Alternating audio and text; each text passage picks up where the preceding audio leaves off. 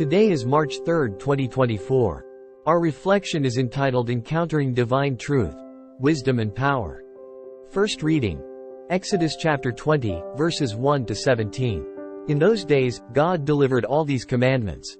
I, the Lord, am your God, who brought you out of the land of Egypt, that place of slavery.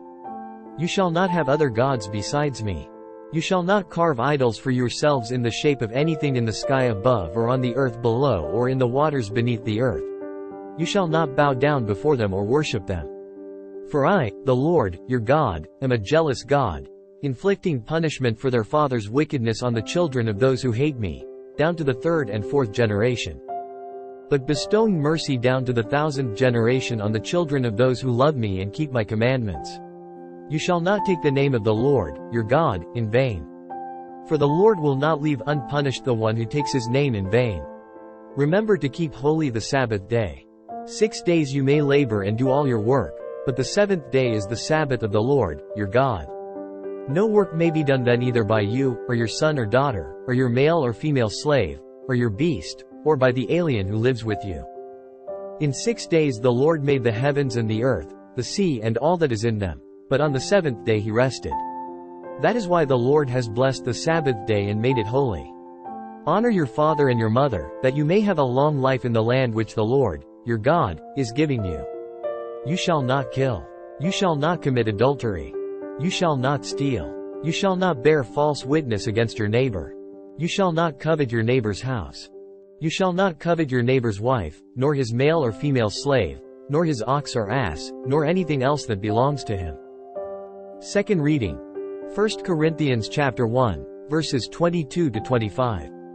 Brothers and sisters, Jews demand signs and Greeks look for wisdom, but we proclaim Christ crucified, a stumbling block to Jews and foolishness to Gentiles, but to those who are called, Jews and Greeks alike, Christ the power of God and the wisdom of God. For the foolishness of God is wiser than human wisdom, and the weakness of God is stronger than human strength. Gospel. John chapter 2, verses 13 to 25.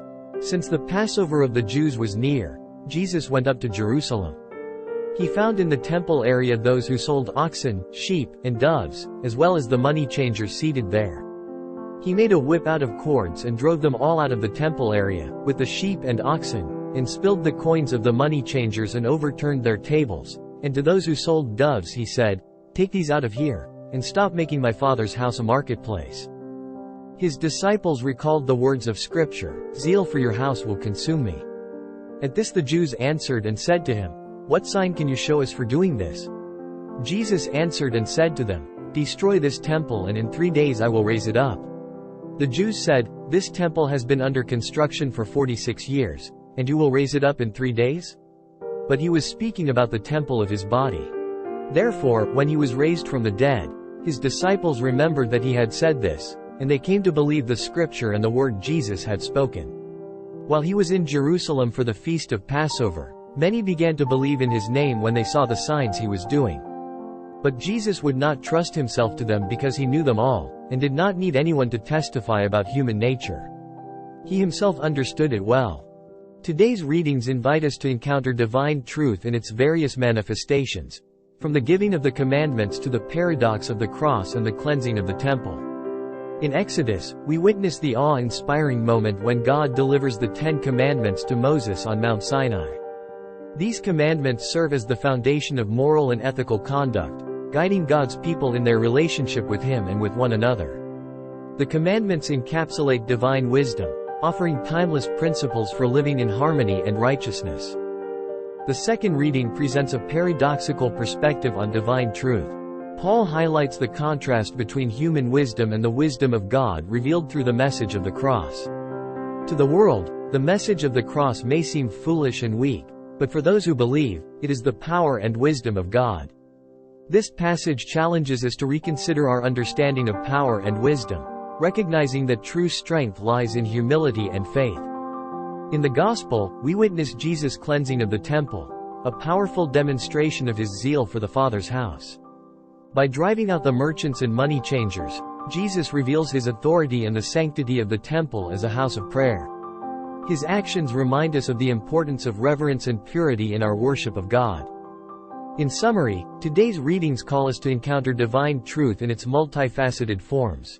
Through the wisdom of the commandments, the paradox of the cross, and the cleansing of the temple. They challenge us to align our hearts and minds with God's truth, recognizing His authority and righteousness in all aspects of our lives.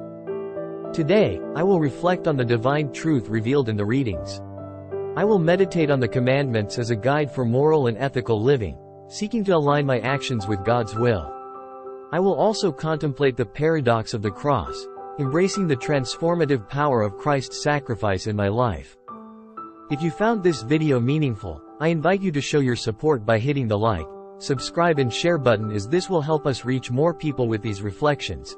Together, we can create a community that seeks wisdom and spiritual growth.